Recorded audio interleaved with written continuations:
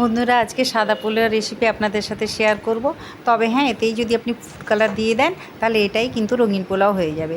আমি পোলাওয়ের জন্য 2 বাটি চাল নিয়েছি। চালটাকে ধুয়ে মিনিট 20 মতন ভিজিয়ে রেখে ছেঁকে শুকিয়ে নিয়েছি।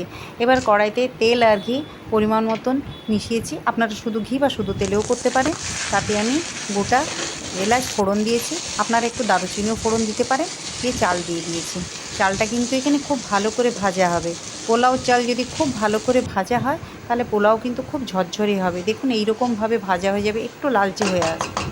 2 বাটি আমি চাল নিয়েছিলাম, তাই আমি এখানে 4 বাটি জল নিয়েছি। জলটা ফুটে উঠলে ওর মধ্যে ভাজা চালটা দিয়ে দেবো।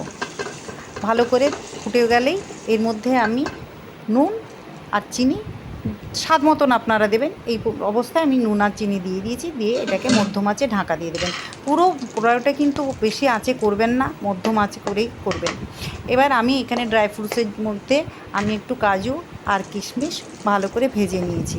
আপনারা ইচ্ছে হলে শুধু কিশমিশ বা শুধু কাজুও দিতে পারেন, না হলে নাও দিতে পারেন। এবার দেখুন আমার চালটা কিন্তু পুরোপুরি জলটা টেনে নিয়েছে।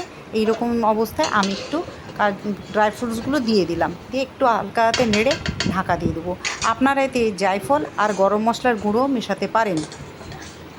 বন্ধুরা, রান্না করে খেয়ে দেখুন, ভালো লাগলে লাইক কমেন্ট শেয়ার করতে ভুলবেন না। থ্যাংক